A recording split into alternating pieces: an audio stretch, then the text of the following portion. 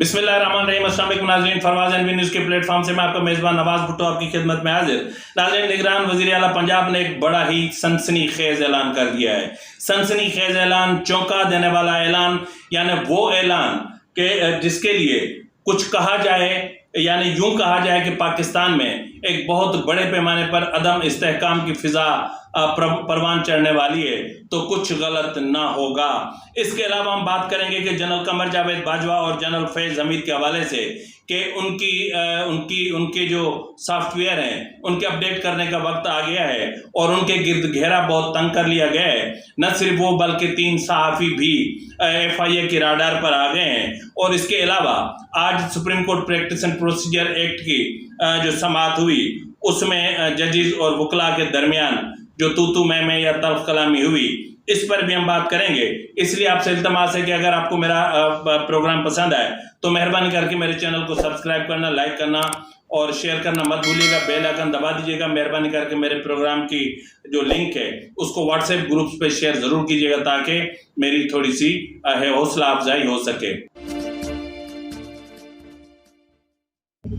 नाज़रीन, आपको पता है कि इस वक्त सुप्रीम कोर्ट में यानी फुल कोर्ट जो है वो supreme court practice and procedure act 2023 के हवाले से समाअत कर रही है। और इस केस की समाअत के दौरान यानी जो आज मुकम्मल होनी थी, ताहम कल सुबह 11:30 बजे तक इसको इल्तवा में डाल दिया गया है। लेकिन इस वक्त ऐसा लग रहा है कि जैसे जो है वो कुछ आइन पसंद जजेस और एक चीफ जस्टिस काजी फायज ईसा पार्लियामान की सुप्रीमेसी की जंग लड़ रहे हैं। क्योंकि दूसरी तरफ अगर हम देखें तो एक वकला का लश्कर है जो सुप्रीम कोर्ट की बालादस्ती को जो है वो उसको बालादस्त देखना चाह रहा है और चीफ जस्टिस को यानी मास्टर ऑफ रोस्टर को इतना मजबूत बनाना चाहता है कि जैसे कोई आमिर होता है। यानी फर्द वाहिद की हाकमियत चाहते हैं सुप्रीम कोर्ट में और सुप्रीम कोर्ट को मजबूत यानी चीफ जस्टिस को मजबूत और इतना मजबूत देखने की ख्वाह हैं कि जितना एक आमिर एक डिक्टेटर होता है। यही सब कुछ पीछे होता है 184(3) के नाम पर। और 184(3) के नाम पर साबिका चीफ जस्टिस साहिबान ने इसका जिस तरह बेदरेग जो है वो गलत इस्तेमाल किया, इसको तारीख कभी माफ़ नहीं करेगी। हालत तो ये है कि CCPO लाहौर के तबादले को भी जो है वो इलेक्शन के केस में तब्दील कर दिया जाता है। मतलब जुल्म की इंतहा होती रही है। और फिर पार्लियामान से जो है हक छीन लिया जाना कि पार्लियामान कानून साजी नहीं कर सकती। यानी supreme court practice and procedure act 2023 ये वो है कि जिस पर अभी सदर ने दस्तखत ही नहीं किए थे कि इस पर 184(3) के तहत इसको जो है वो इस पर हुक्म इम्तना जारी कर दिया गया। कमाल है। और उसके बाद फिर इसको कलअदम करार दे दिया गया। यानी इतनी उसके बाद अगर आप देखें तो फिर जिस तरह जो है वो अपना सिविलियंस के मिलिट्री ट्रायल को अदालतों में ले आया गया, जिस तरह फिर जो उसका जो एक था उसमें तरामीम थी उनको लेकर आए, फिर नैब तरामीम के मामले को सुप्रीम कोर्ट में लेकर आया गया। यानी एक ऐसा लग रहा था कि पिछले अखबार में सुप्रीम कोर्ट सिर्फ पॉलिटिकल केसेस देखने के लिए रह गई थी और आम आवाम के केसेस जो कई सालों से मैं बात कर रहा हूँ, कम से कम 1.5 दहाई से इल्तवा में पड़े हुए हैं, स्टोर रूम में पड़े हुए हैं, उनको मट्टी खा गई है, उनको दीमक चाट रही है। लेकिन सुप्रीम कोर्ट के जज साहिबान की जो पिछले जो 4 जज साहिबान गुजरे हैं, उनको अगर आप उनका तसलसल देखें तो सबको पॉलिटिकल केसेस चाहिए। तो बहरहाल आज जो चीफ जस्टिस साहब हैं, ऐसा महसूस हो रहा था कि वो पार्लियामान की सुप्रीमेसी की जंग लड़ रहे थे और वो पार्लियामान को सुप्रीम कह रहे थे। उनका ये कह देना ही काफ़ी है कि अगर हमारी जो गलतियां हैं उनकी अगर कोई और निशानदेही करे तो क्या हम उनको ठीक ना करें सिर्फ इसलिए कि किसी और ने निशानदेही की। या फिर आइन की बालादस्ती की बात करना, या फिर जो है वकला को कहना कि भाई आप विद इन द कॉन्स्टिट्यूशन रहकर बात करें ना कि आइन क्या कहता है। तो बहरहाल बहुत सारी चीज़ें आज सारा दिन होती रहीं। जजेस के दरमियान और वकला के दरमियान तल्ख जुमलों का भी तबादला हुआ। एक मरला ऐसा भी आया कि जब एक PTI के वकील, आपको पता है कि PTI के वकला का ये वतीरा रहा है कि वो इंतहा से ज़्यादा जो है वो बदतमीज़ हैं اور وہ ججوں سے بدتمیزی کرنے سے باز نہیں آتے، تو آج بھی وکیل امتیاز صدیقی نے چیف جسٹس سے اسی طرح کی بدتمیزی کی، اور اس دوران کیا ہوا ذرا آپ ملاحظہ فرما لیں۔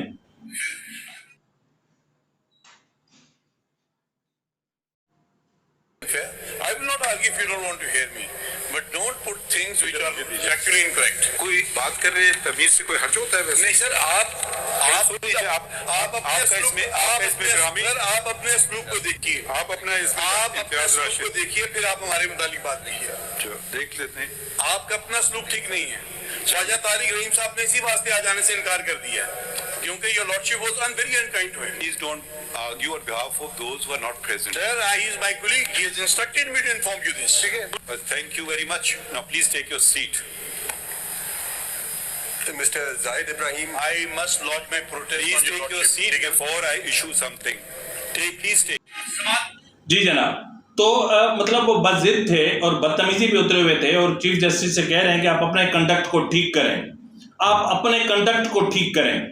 تو جس پر انہوں نے کہا کہ اگر آپ تمیز سے بات کریں گے تو کسی کا کچھ نہیں جائے گا، تو وکیل مسلسل بدتمیزی پہ اترے ہوئے تھے۔ تو بہرحال یہ چلتا رہتا ہے۔ ناظرین، اسلام آباد ہائی کورٹ نے ایک کیس میں بہت بڑا فیصلہ سنا دیا ہے، اتنا بڑا فیصلہ کہ شاید اتنا جو ہے وہ ریسنٹلی نہیں آیا ہوگا، لیکن اس میں تناظر میں اتنا کہوں گا کہ جب ادارے کی سرپرستی ختم ہو جاتی ہے تو پھر اچھوں کو، یعنی ایک بڑے جو خود کو جو ہے وہ بڑے ظالم، بڑے ڈکٹیٹر اور بڑے جو ہے وہ ترم خان سمجھتے ہیں، وہ ایک دم سے زمین بوس ہو جاتے ہیں۔ جی ناظرین، میں بات کر رہا ہوں اپنا سابق chief of army staff general Qamar Javed Bajwa کی، ریٹائرڈ قمر جاوید باجوہ کی، اور جو ہے وہ سابق ISI chief general retired general Faiz Hamid کی۔ جنرل قمر جاوید باجوہ، جنرل فیض حمید حاضر ہوں۔ جی جناب، ایسا ہی کچھ آرڈر ہوا ہے، اور صرف یہ نہیں، 3 صحافیوں کی بھی نام اس میں آ رہے ہیں۔ یہ چیف جسٹس اسلام آباد آج جسٹس عامر فاروق صاحب کی عدالت ہے، جس میں ایک عام شہری نے درخواست دائر کی تھی۔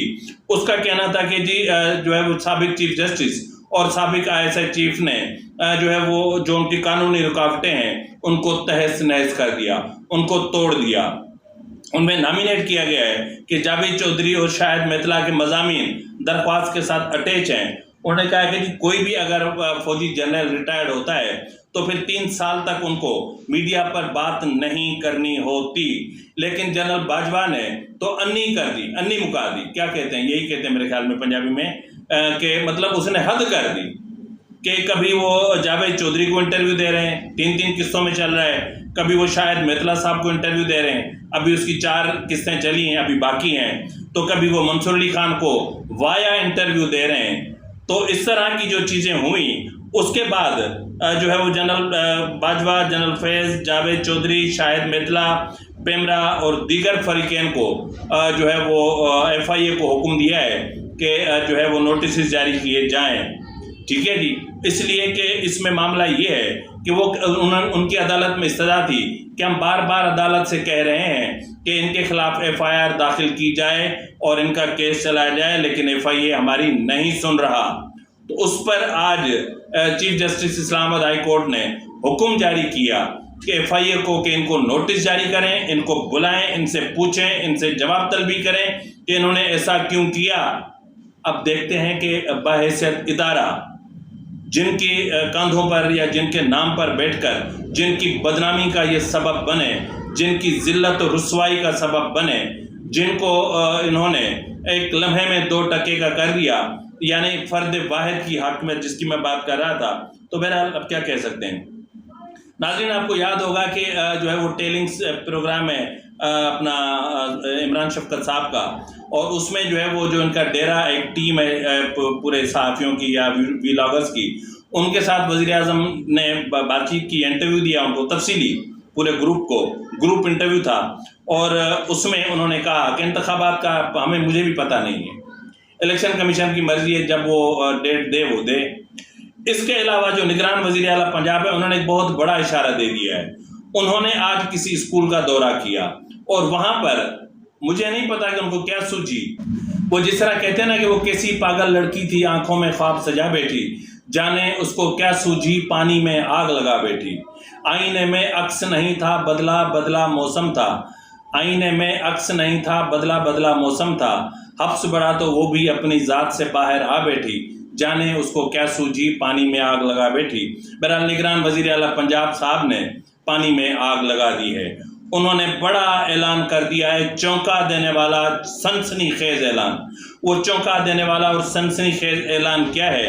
وہ یہ ہے کہ نگران وزیر اعلیٰ صاحب کہتے ہیں کہ انتخابات کا جو معاملہ ہے اس پر ہم جو ہمارے ایجوکیشن ڈپارٹمنٹ کے ٹیچرز یا جو دیگر اسٹاف ہوتا ہے وہ ہم انتخابی ڈیوٹیوں کے لیے نہیں دیں گے۔ یہ ضروری نہیں ہے کہ بچوں کو تعلیم سے محروم کر کے اور ہم اپنے اساتذہ کو الیکشن ڈیوٹی پر لگوا دیں، ہم نہیں دے رہے۔